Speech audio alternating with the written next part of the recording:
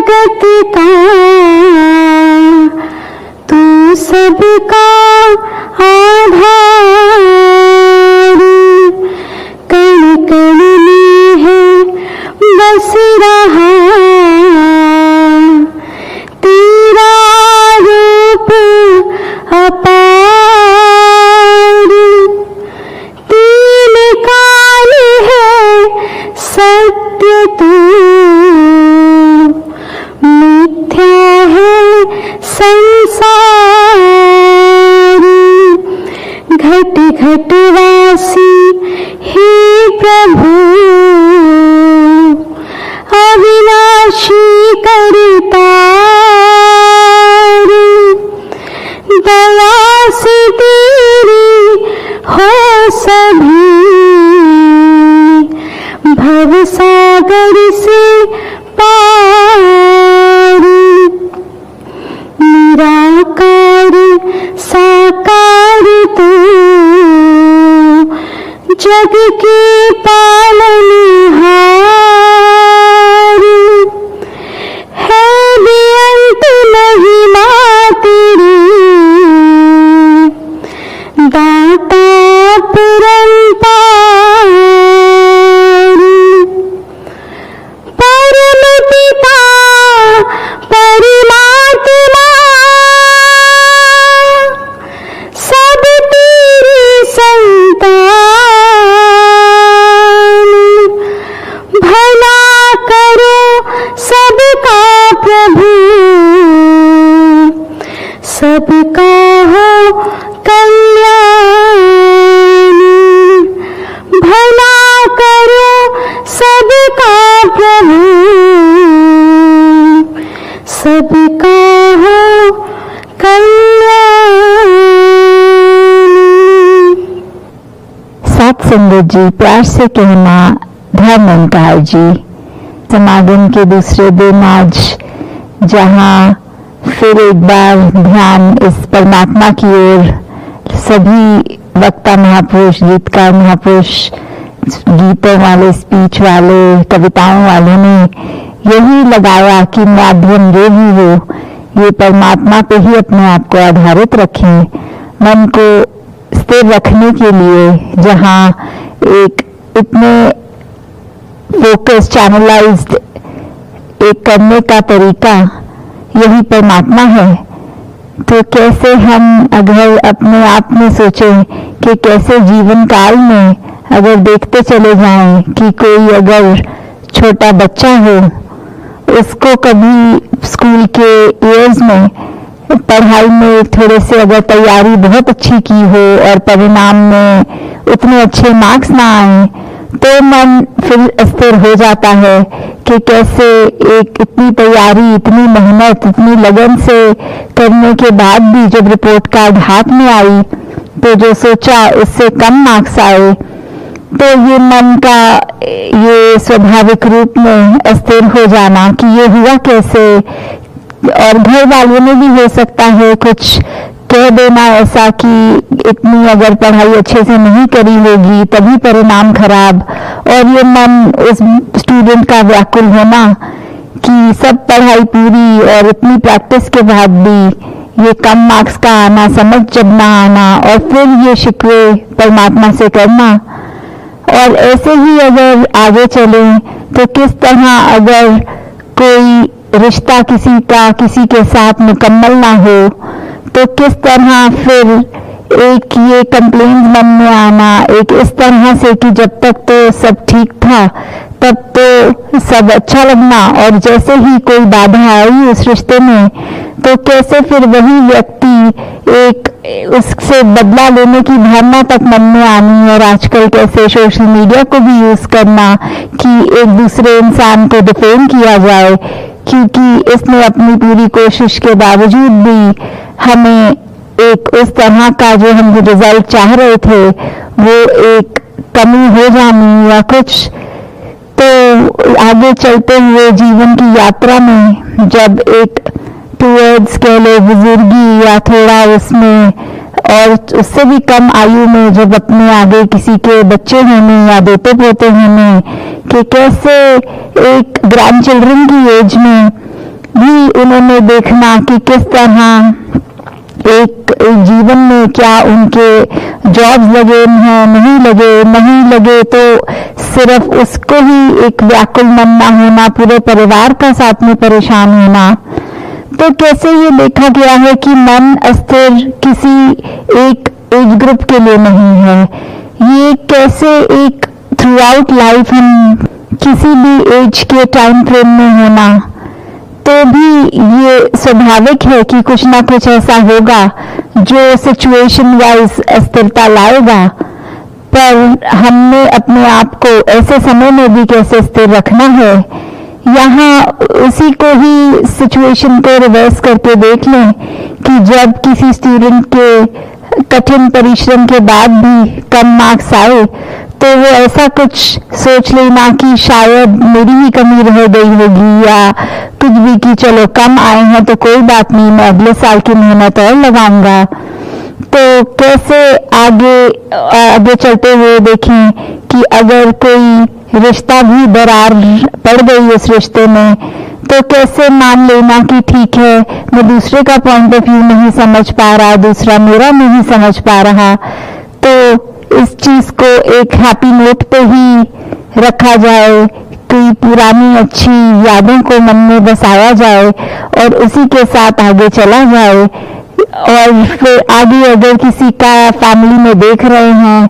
कि grand children में किसी की जॉब वाइज को दिक्कत आ रही है, या आगे जैसे कुछ कल्चर्स में होता है कि ग्रैंड पेरेंट्स का एक ये थोड़ा सा अस्थिरता आ जाती है देख के कि एक सर्टेन एज में सर्टेन कार्य ग्रैंड चिल्ड्रन अगर नहीं कर रहे हैं तो उनका भी फिर इस तरह ये देखा गया कि अगर वो भी उस समय देखें कि ये परमात्मा की रजा में ही हो रहा है, इसी में ही कोई बेहतरी होनी है, तो वहाँ उनका मन भी अपने आप ही स्थिर हो जाएगा। तो कैसे ये स्थिरता हम हर सिचुएशन में ला सकते हैं, वही चॉइस की बात, वही विवेक की बात, वही चेतनता की बात कि इसी के हेल्प से हम जब इस परमात्मा के अंदर ही इस तरह इससे अपनी एक मिला लेते हैं, ट्यूनिंग कर लेते हैं, तो फिर ये जो लिव जुड़ी है, ये फिर हर कार्य में हमें परमात्मा का ही एक कर्ता दिखाई देगा कि ये इसी के आश्रय हो रहा है, इसी के हुक्म में हो रहा है, तो उसमें सब फिर अच्छा ही दिखेगा। तो कैसे फिर इस परमात्मा का अगर हम आसरा लेंगे तो इसी का ही दिखेगा कि कर्ता भाव, ये हमारा परमात्मा ही सब कुछ कर रहा है, हम एकदम अकर्ता हैं। और उसी में हम देखें कि फिर एक अगर किसी से हमारे रिलेशनशिप्स भी हैं तो कैसे वो सुंदर होते जाते हैं। जैसे एक शायर ने भी कहा है कि दुश्मनी का सफर एक कदम दो कदम, तुम भी थक जाओगे हम भी थक जाएंगे। तो कैसे ये एक अगर दुश्मनी करी है किसी से तो उसका परिणाम सभी को पता है कि मन में जैसे ही एक नेगेटिव भाव दूसरे के लिए आए, तो अगर तो ये दो तरफा एक बात है तो फिर एक कठोर वचन एक बोलता है, सामने से दूसरा बोलता है, तो ये अपना भी दोनों में मन खराब करना और आसपास अगर कोई सुन रहे हैं उनको भी ये अनप्लेजेंट एक्सपीरियंस एक झेलना पड़ेगा। तो कैसे अगर ये एक तरफ एक भी समझदार हो तो दूसरा अपनी तरफ से तो एक दुश्मन बन के किसी का उसके लिए कुछ गलत बात बोल रहा है, पर वो ही अगर चुप हो जाए, शांत हो जाए, या आगे से एक यही अरदास परमात्मा से कि इसको समत बख्शो, इसके अंदर वो समझदारी बख्शो कि ऐसे वचन ना निकाले, तो कैसे वो बात जल्दी वहां पे ही थम जाती है।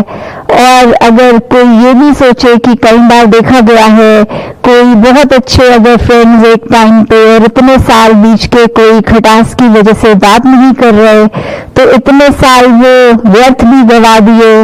और एक मन में कहीं ना कहीं वो ख्याल, क्योंकि अंदर से अगर एक केयर थी एक टाइम उनके लिए, तो वो उस तरह कायम भी रहनी। कुछ मन में आना कि एक फोन उठा के कॉल की जाए, और फिर ये ईगो मन में आने की नहीं, ये तो उसने ऐसा कहा था तो मैं नहीं ये करूंगा फोन। तो कैसे एक या तो इतना भी प्रोलॉन्ग अगर कुछ खिंचता है, अंत में वही होता है कि जब एक होना फिर इकट्ठे, तो फिर अपने आप में ये सोचना आपस में जब बात करने की हमने इतने साल तो व्यर्थ कर दिए, क्योंकि जहाँ ये नेगेटिव भाव आते हैं वो तब तक ही खड़े हो सकते हैं जब तक हमारा मन उनको अकोमोडेट करेगा। जिस पल इस मन में हमने परमात्मा को डाल लिया और फिर मन स्वच्छ हो जाता है, तो वही एक ख्याल भी आ जाना कि हम इतनी ही जिंदगी है, इतने ही वर्ष हैं हमारे, तो उसको किस तरह बिताया जाए, उसको फिर एक अच्छाई के रूप में एक हर एक के साथ अच्छा करने में ही बिताया जाए। फिर ये वजूद नहीं, एक पकड़ नहीं बना सकते अंदर मजबूती से कुछ भी जो नेगेटिव हो, तो ये चेतनता मन में रखनी और कैसे इसी के ऊपर हमने और अपने आप को सुधारना कि हाँ, हर दिन में हो सकता है गलतियां हम सबसे होती रहें, पर कैसे कोशिश करके कि एक अपनी गलती से ही खुद को इस प्रकार सुधार लें कि आने वाले दिन कहीं वो गलती से भी वही पुरानी वाली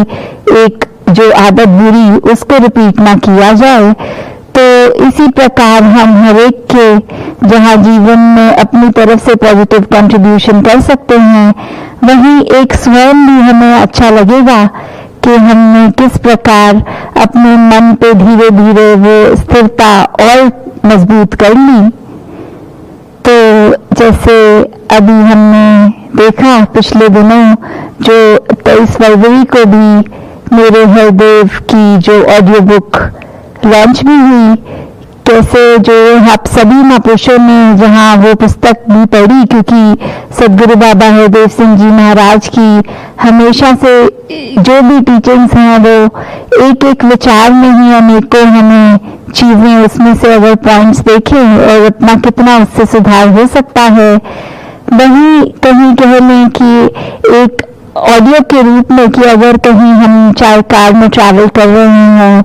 तो वो टाइम भी है कि उसमें अगर ये एक रीड आउट एक स्टोरी की तरह रीडिंग की तरह वो बुक ऑडियो बुक में जो है, तो वो भी हम बिना पढ़े पुस्तक को भी कान तक वो अच्छे भाव श्रवण कर सकते हैं। तो ये सभी टीम का जो एक एफर्ट रहा वो सराहनीय है। तो कैसे हर एक ने ये योगदान दिया और ये सेवा भाव सभी का, तो ये बात हमेशा से जो सदगुरु बाबा हरदेव सिंह जी महाराज भी अपनी हर विचार में फोकस करके बोलते थे कि ये परमात्मा को अगर हम पा लें, इसकी जानकारी ले लें, तो हमारा जीवन कैसे सुखमय हो सकता है। और अगर ये बात है कि लोक सुखी पर लोक सुहेला वाली बात, और अगर चलो कोई आज की जनरेशन में ये भी अगर बात बोले कि हम तो इस करंट टाइम की ही बात करना चाहेंगे, हमें नहीं पता कि हमारे पुराने जन्म थे नहीं थे, या ये 84 लाख योनियां कोई चीज होती है कि नहीं होती, तो भी ये देखें कि इस जिंदगी में जो अभी हमारे सामने है, करंट है, तो कैसे हम इसको ही सुधारने की बात करें, आगे पीछे अगर नहीं भी सोचे, तो यही है कि कैसे अपने पल पल के सुधार के लिए हमेशा इस परमात्मा का एहसास होना, क्योंकि स्थिरता में हम वही कर सकते हैं कि इस एहसास के कारण ही मन स्थिर होगा। और वही ये महाराष्ट्र का जहाँ समागम हो रहा है, तो जहाँ महाराष्ट्र की ही धरती के संत मुक्ताबाई जी भी कहते हैं, जगिया द्वंद दिसे उगड़े, ये भगवान ये परमात्मा ओपनली देखा जा सकता है, इन्हीं आंखों से देखा जा सकता है। तो कैसे हम इस परमात्मा को देख सकते हैं जब ये हम ऐसा कर लें, तो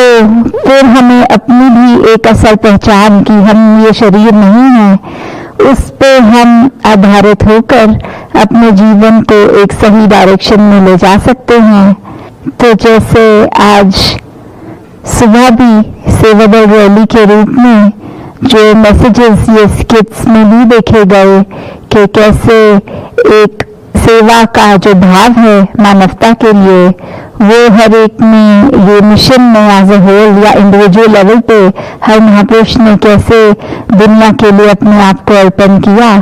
और मन में कोई एक ये अहम का भाव नहीं कि मैं कुछ करने वाला हूँ। सारा क्रेडिट इस परमात्मा को कि इस परमात्मा ने क्षमता दी है तो ये शरीर कुछ चल पा रहा है, कुछ किसी के लिए कुछ हम अपने हाथ पर चलाकर कुछ कंट्रीब्यूट कर पा रहे हैं। तो कैसे एक अगर एग्जाम्पल के तौर पे अगर एक लेडी होती है जब वो प्रेग्नेंट होती है तो हर समय उसको एक अपनी तबीयत का ख्याल सबकॉन्शियसली एक साइड बाय साइड चल ही रहा होता है, चाहे वो कहीं पे भी काम कर रही हो, ऑफिस में हो, कहीं पे भी। तो एक ये देखते हुए कि खाते पीते काम करते कुकिंग करते या जो भी डे टू डे एक्टिविटीज वो कर रही हैं तो ये पता है कि मुझे हमेशा कुछ तेजी से नहीं चलना, कुछ भार नहीं उठाना। तो ये चीज बार बार उसको एक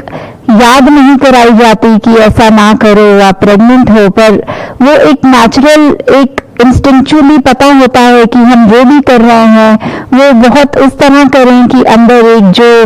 और जान है एक तो वो उसका ख्याल करते हुए। तो कैसे ये चीज भी कि परमात्मा का एहसास इसी तरह का हर एक में होना चाहिए कि एक हम चाहे कुछ भी हो, जो कहा भी जाता है हथ कारवल दिल यारवल, कि हम कोई भी कार्य कर रहे हो, चाहे हमारे हाथ कोई भी काम कर रहे हो, पर ये मन हमारा इसी परमात्मा में लगा रहे। यही एक सही मार्ग है जो युगों युगों से भक्तों ने संतों ने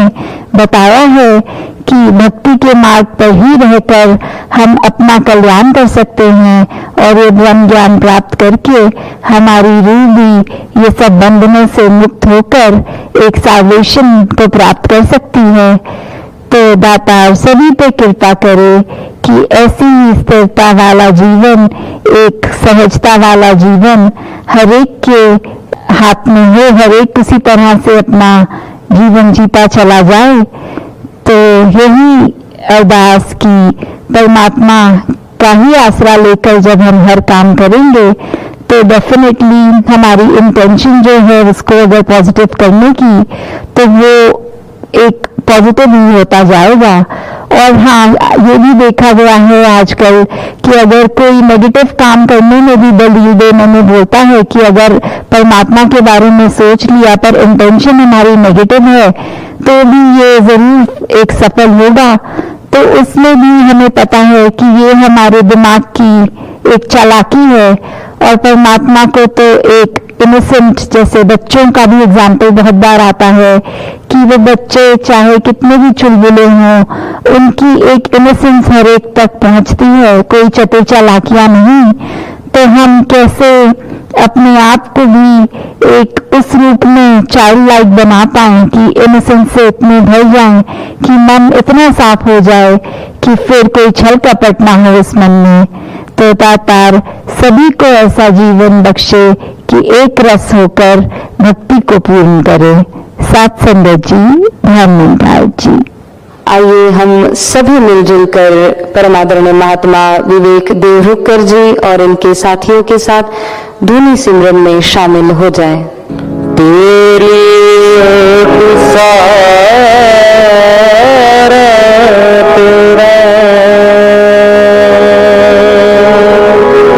तन मन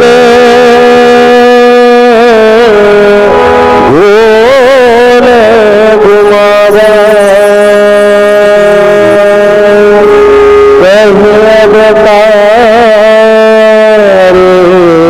तेरे दाता दिन रात गुण गावा अवतार